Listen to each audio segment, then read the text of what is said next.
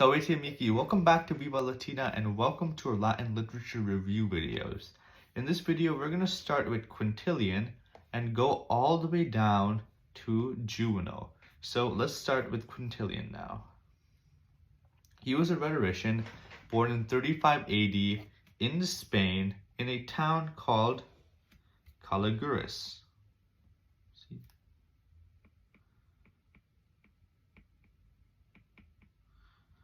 He received an education from leading orators and he also practiced law.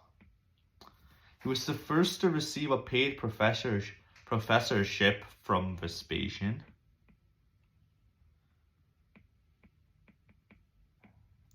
He outlived his wife and two sons, and he died around 100 AD. His only extant work is the, let me zoom in for this, Institutio Oratoria,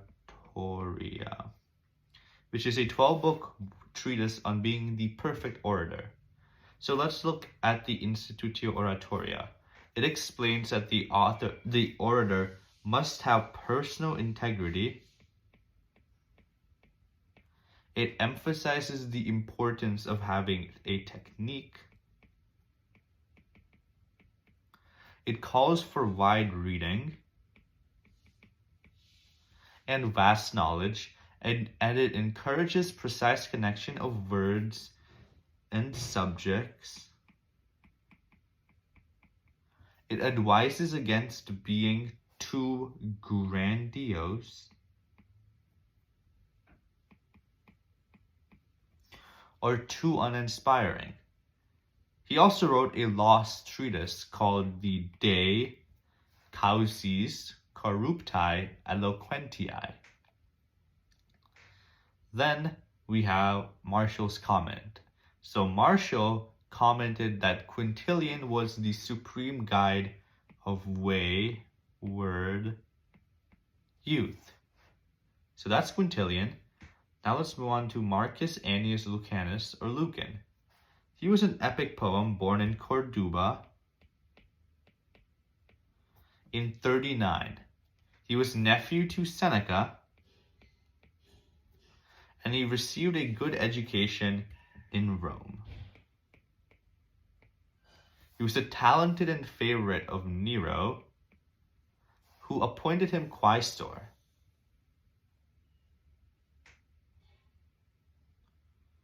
Nero's jealousy led to a ban on reading or publishing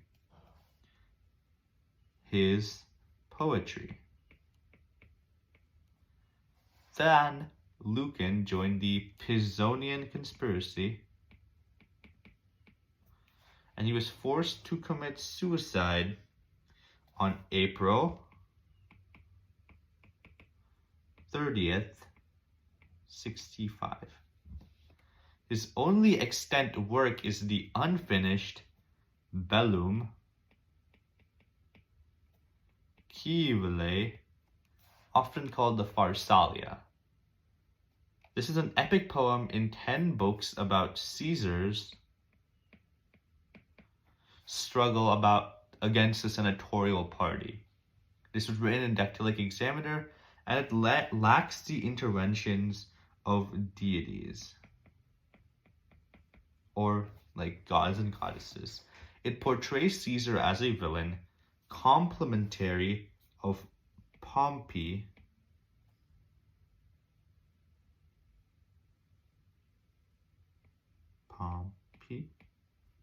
and it promotes Stoicism.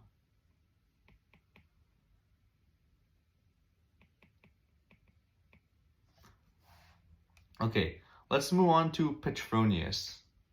He was a writer and statesman, but we know a little about his life.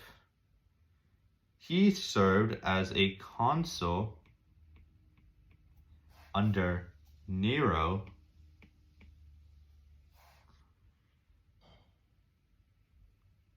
and he was dubbed the Arbiter Elegentiae.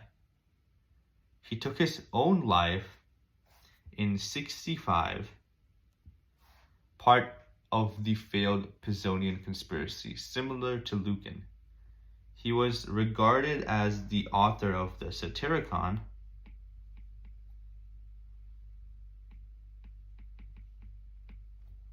but uncertainty still remains. The Satyricon is a fragmentary novel in prose and verse. It deals with the adventures of Encolpius and Ascletus and their servant Giton. This is the longest surviving part is the Cana Trimalchionis, which translates into the dinner of Trimalchio. Interrupting this dinner are two stories, one about a werewolf, the other about two witches stealing a boy and leaving a figure of straw in his place. Now let's move on to Statius. Statius was a poet born in Naples around 40. This is AD. He was taught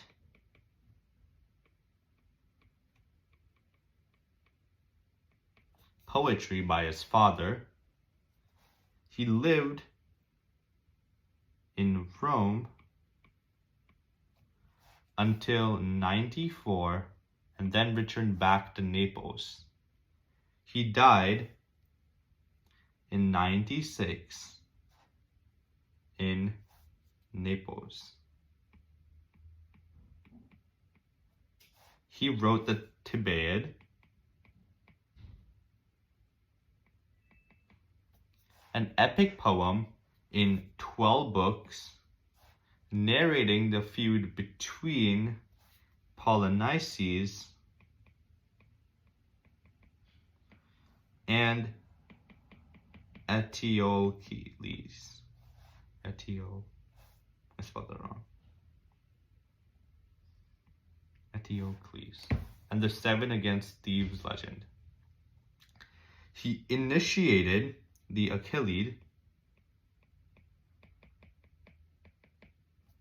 an epic about the famous hero Achilles, but he never finished it, so it was unfinished. He authored 32 Sylvae, which were poems on various subjects. He also composed an epic book about Domitian's German wars and the Agave, which is a pantomime. Now let's move on to Silius Italicus. Silius Italicus wrote the Punica, a 17-book-long poem about the Second Punic War. He was considered the worst Latin poet. However, he was still praised by Martial. Despite his overall reputation, he ended his life by starvation. Now let's talk about Martial. Marcus Valerius Martialis. He was born in Bilbilis in Spain around 40 AD. He was well educated, but he moved to Rome in 63 AD. He interacted with notable figures such as Quintilian, Lucan, and Seneca. He achieved the rank of tribune and received the Ius Trium Liberorum. He returned to Spain in 100 and he passed away in 104. He wrote the Liber Spectaculorum in 80 AD to honor the opening of the Colosseum. He is known for his famous epigrams, in which we have currently 14 books that survive, totaling to around 1,500 epigrams. His epigrams cover a wide range of subjects, avoiding mythology with the motto Hominem pagina nostra sapit, which translates into "My page contains the flavor of men." He expresses frustration with unreliable patrons. He criticizes Ovid and comments on the nature of women. He expresses confidence in enduring nature of his poetry. Notable epigram in his 1,500 epigrams is an epigram for a slave girl who died before the age of 6, asking the earth to lie gently on the child who walked so lightly on the earth. Next, we have Tacitus.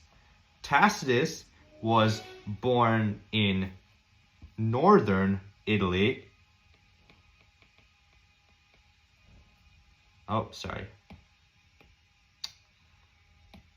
Was born in 55. I don't know what the point of this blank is. Sorry about that. Was born in northern Italy around 55 into an aristocratic family. In 78 AD, he married the daughter of Gnaeus Julius Agricola. Here are some of his works. He wrote the Dialogus de Oratoribus, which is the earliest work attributed to Tacitus, written around 81, which discusses the decline in oratory. Then we have the Agricola, which is a biography of Tacitus's father-in-law, published in 98, highly complimentary of Agricola, detailing his military exploits in Britain and his personal virtues. Then we have the Germania, which was published in 98. It explores the geography, politics, and customs of the German people. Tacitus recognizes their flaws, but considers them to be more virtuous than the Romans of his time. Then we have the Historiae, which was originally a history covering the period from 69 to 96. However, we have some books which are lost, and only a part of Book 5 survives. The extant part concludes with Titus's conquest of Jerusalem and the Batavian Revolt. Finally, we have the Annales, a history in 18 books recording the years 14 to 68. Like the Historiae, most of it is lost. Now let's end with Juvenal. Juvenal was born in Aquinum,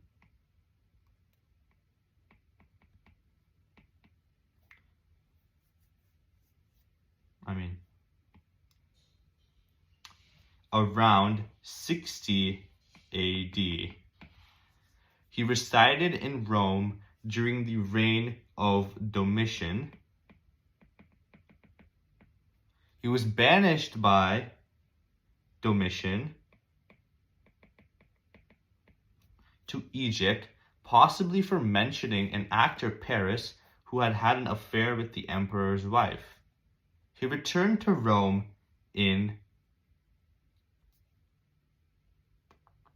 96 AD after the death of Domitian.